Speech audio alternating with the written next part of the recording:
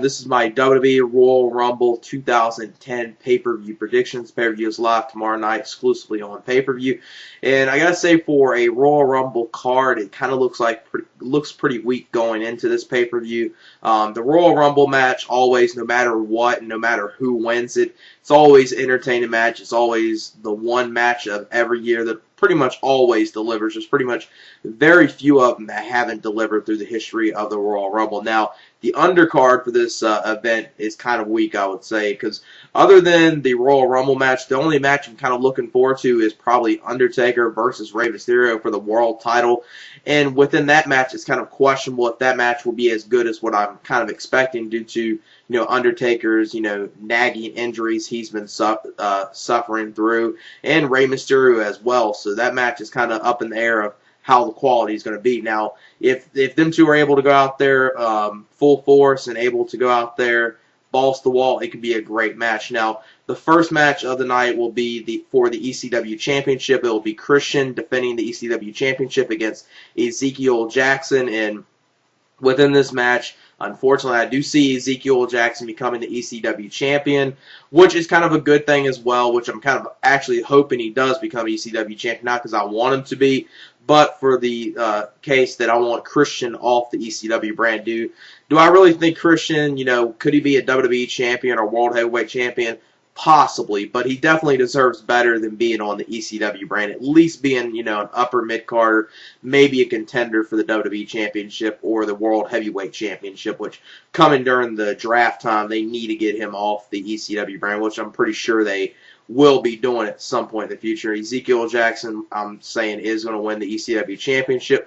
The only way that he will not win the ECW Championship is if Vladimir Kozlov gets involved in this match and costs him the ECW Championship, and Christian either retains the match or the match ends in disqualification, and Christian, since the match ends in disqualification, retains the title.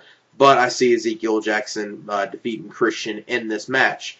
But it might be the better for Christian so he can get off the ECW brand. I know a lot of people, if Ezekiel Jackson beats Christian tomorrow, probably a lot of people are going to be bitching about it, but just think about it.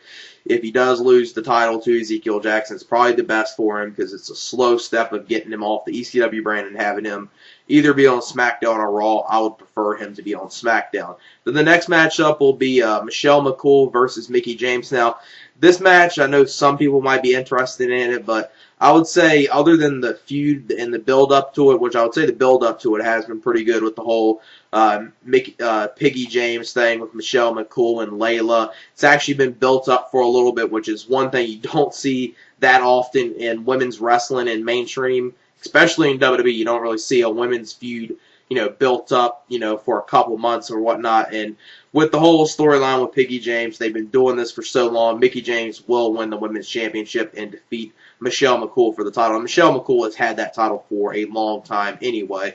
Then the next match will be Undertaker versus Rey Mysterio for the World Heavyweight Championship. Now, this match, it could have two outcomes. It could have an outcome where Rey Mysterio wins the title, and then they think about doing a Rey Mysterio versus CM Punk hair versus mask match at WrestleMania.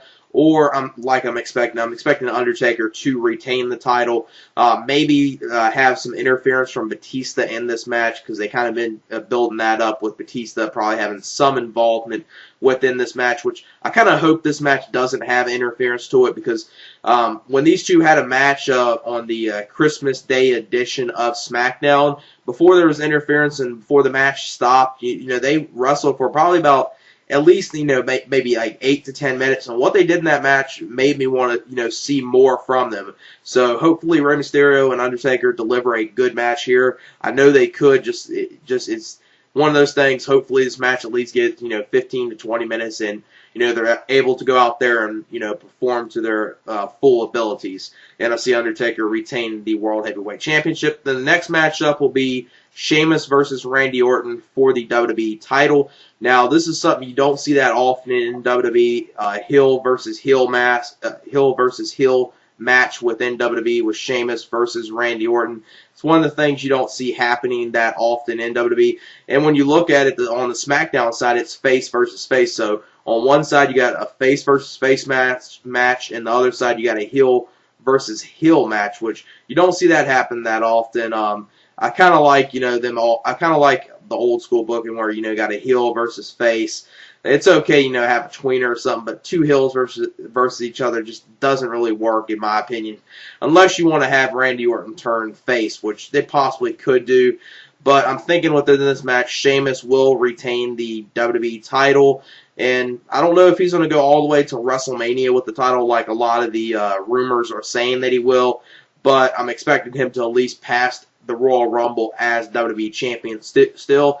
Maybe in this match they'll finally pull the trigger with the Ted DiBiase turn on Randy Orton and then have a Orton versus Ted DiBiase match at WrestleMania, which I think they need to do because they need to pull the trigger on that before it, gets to the point where no one's going to care about him even turning on Randy Orton and everyone's going to start cheering for Randy Orton over him. So they need to pull the trigger on that as soon as possible, and I'm hoping they do it tomorrow night at the Royal Rumble. Now, the next matchup will be the Royal Rumble match. Now, like I said, this is the one match pretty much every year that I think everyone looks forward to. No matter what, this is like the best book match. I would say the only match I would say gimmick-wise that's probably better than the Royal Rumble is War Games. It's probably the only thing that is rivaling the Royal Rumble match as far as a gimmick-type base match. And there's a lot of outcomes with this Royal Rumble that could happen. A lot of times it's pretty much predictable, at least down to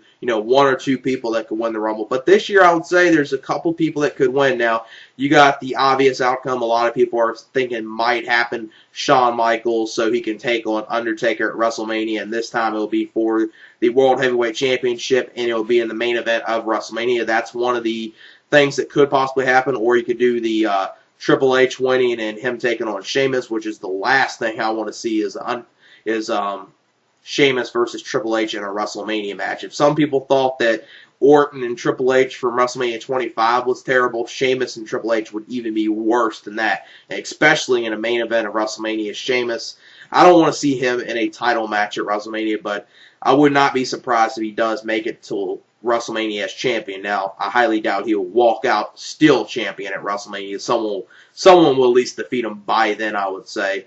I'm hoping he loses, either at the Royal Rumble tomorrow or at the Elimination Chamber pay-per-view, because Sheamus in a title match at WrestleMania, why the hell would they even think about doing that? John Cena is a possibility to win it, Batista as well.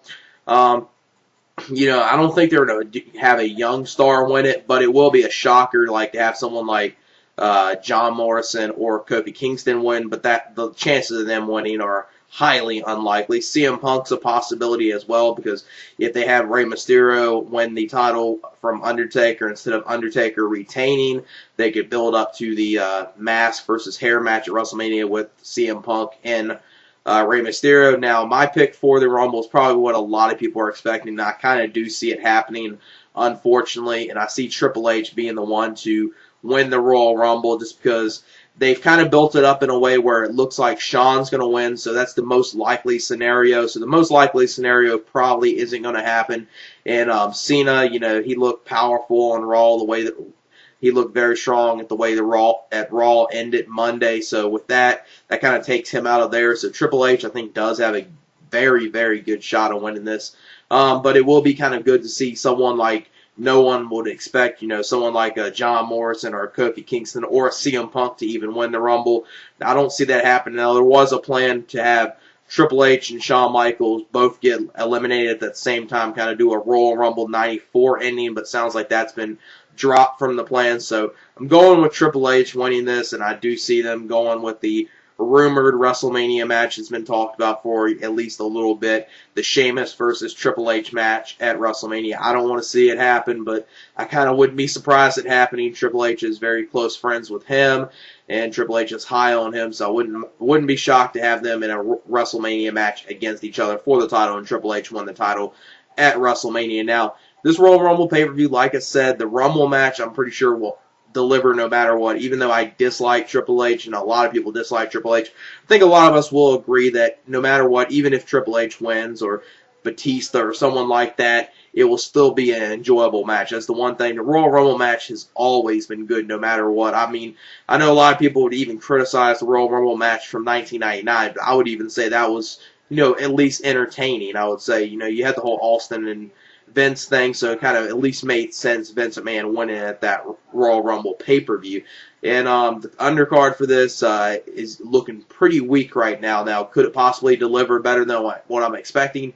Yes, but for a Royal Rumble pay-per-view and for a pay-per-view that's supposed to be your big four, it's kind of like a very weak booking, especially, WWE is obviously just banking people on to buy this event just for the Royal Rumble match, and almost everyone will just buy it just to see that match. But I think if they want to have more people buy it, they should have, a good undercard as another reason to order it, other than just the one match, the 60-minute match, the 30-man Battle Royal, over the top Battle Royal. And yeah, that's it for my WWE Royal Rumble 2010 pay-per-view predictions. Peace. World Heavyweight Champion, possibly, but he definitely deserves better than being on the ECW brand. At least being, an upper mid-carder, maybe a contender for the WWE Championship or the World Heavyweight Championship, which coming during the draft time, they need to get him off the ECW brand, which I'm pretty sure they will be doing at some point in the future. Ezekiel Jackson, I'm saying, is going to win the ECW Championship. This is my WWE Royal Rumble 2010 pay-per-view predictions. Pay-per-view is live tomorrow night, exclusively on pay-per-view. And I gotta say, for a Royal Rumble card, it kind of looks pretty weak going into this pay-per-view. The Royal Rumble match, always, no matter what, no matter who wins it, it's always an entertaining match. It's always the one match of every year that pretty much always delivers. There's pretty much very few of them that haven't delivered through the history of the Royal Rumble. Now, the undercard for this event is kind of weak, I would say, because other than the Royal Rumble match, the only match I'm kind of looking forward to is probably Undertaker versus Rey Mysterio for the world title. And within that match, it's kind of questionable if that match will be as good as what I'm kind of expecting due to, Undertaker's, nagging injuries he's been suffering through, and Rey Mysterio as well. So that match is kind of up in the air of how the quality is going to be. Now, if them two are able to go out there full force and able to go out there balls to the wall, it could be a great match. Now, the first match of the night will be for the ECW Championship. It will be Christian defending the ECW Championship against Ezekiel Jackson. And within this match, unfortunately, I do see Ezekiel Jackson becoming the ECW champion, which is kind of a good thing as well, which I'm kind of actually hoping he does become ECW champion, not because I want him to be, but for the case that I want Christian off the ECW brand. Do I really think Christian, could he be a WWE champion or